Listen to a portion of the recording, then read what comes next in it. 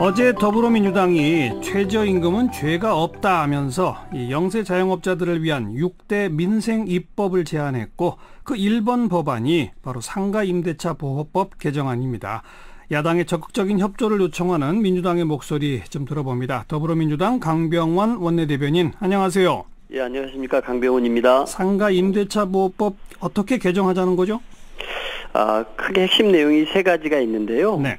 하나는 그 계약갱신 요구권 행사 기간을 현재는 5년으로 되어 있는데 이 임차인들의 영업권을 보다 길게 보호하기 위해서 10년으로 연장하자는 내용이 하나가 있고요. 예.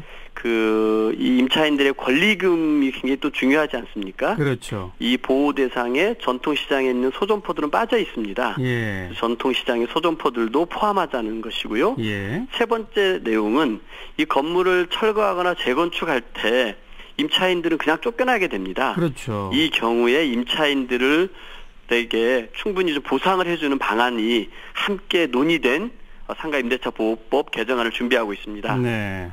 첫 번째 5년을 10년으로 늘린다. 그러면 그 10년 사이에는 계속 세입자가 계약을 갱신해달라고 요구할 수 있는 권한이 있다는 거 아니겠습니까? 예, 그 10년 동안에는 그 세입자의 권한이 보장이 되는 것이죠. 하지만 임대료 올리는 그 상한이나 이런 건 없나요?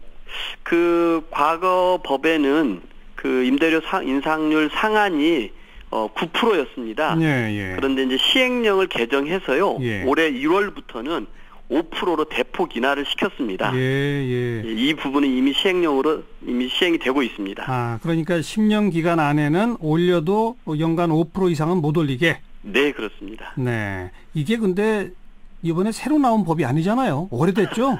예, 맞습니다. 이게 참 국회의원으로서는 참 죄송한 얘기입니다만 국회에 처음 상정된 것이 2016년 11월 8일에 네. 처음 상정이 됐습니다. 그러니까 거의 2년이 다 돼가는 법인데요. 예. 참 너무 안타깝습니다. 왜 처리가 안 되고 있습니까? 그 법사위에서 좀 이 법안 가지고 좀 논쟁을 했는데요. 아하. 우리 전 법사위원이었던 김진태 의원 같은 경우가 사유재산권 침해라고 위헌 문제를 제기를 합니다. 네. 그렇게 했었고 저희 당 입장으로서는 임차인들의 영업권을 보장을 해줘야 된다. 예, 예. 이렇게 해서 좀 첨예하게 맞섰죠. 예. 한번 생각해 보시면은 서촌 궁중족발 같은 경우요. 예. 원래 보증금 3천만 원에 월세가 297만 원이었습니다. 예, 예. 그런데 임대인이 갑자기 보증금 1억에 월세를 1,200만 원으로 올리라고 한 것입니다. 네. 그 임차인은 그 궁중족발집에 투자하고 상권을 키워온 사람입니다. 네. 이 사람의 영업권 때문에 그 건물의 그 위치에 그 재산 가치도 상당히 늘어나지 않았겠습니까? 네. 예. 그럼 함께 동반해서 그 이익을 나누려고 했어야 되지 않을까 싶습니다. 네.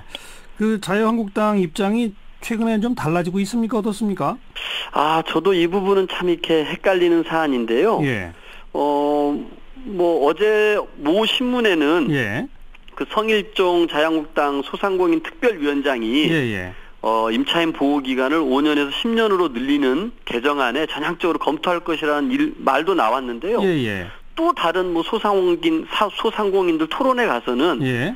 정부가 이 최저임금 문제를 카드 수수료나 상가 임대차 보호법 처리 등으로 풀려고 하는데 이것은 본질을 호도하는 것이다. 네. 라고 또 부정적인 입장을 좀 피력을 했더라고요. 그래서 정확한 입장을 모르겠는데요. 예. 이 바른미래당이나 민주평화당 정의당은 상가 임대차 보호법 개정이 필요하다. 네. 빨리 처리해야 된다는 입장을 저희 당과 함께 하고 있습니다. 그러니까 자유한국당만 동의해주면 바로 되는 거네요? 예, 그렇습니다.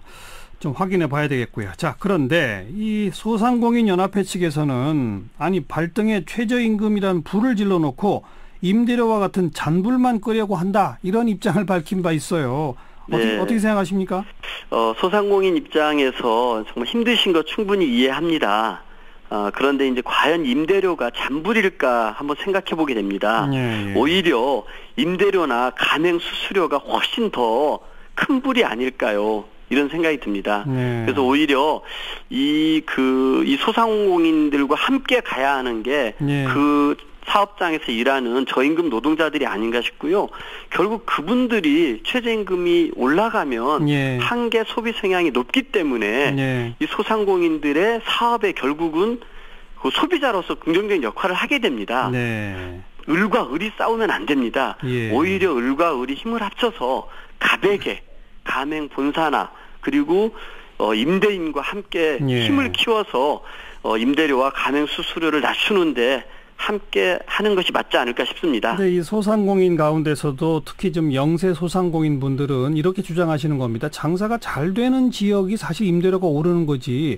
장사가 그렇게 잘 돼서 돈 많이 버는 쪽은 최저임금 올라도 충분히 감당할 수 있다. 우리처럼 최저임금 오르는 게 굉장히 버거운 그런 사람들은 사실 임대료도 많이 안 오른다. 이런 얘기도 있거든요. 어떻게 보세요?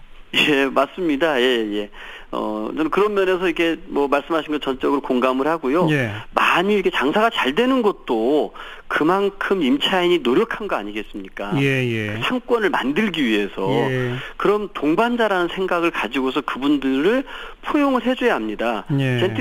젠트리피케이션 문제가 생기니까 결국 임대료를 견디지 못하고 임차인이 나가게 됩니다. 예. 그런 건물들이 빈 공간이 생겨서 그 거리가 상권이 죽는 경우가 생깁니다. 그렇죠. 그러면 결국 임대인에게도 피해가 오는 것이거든요. 예. 함께 가야 합니다. 예.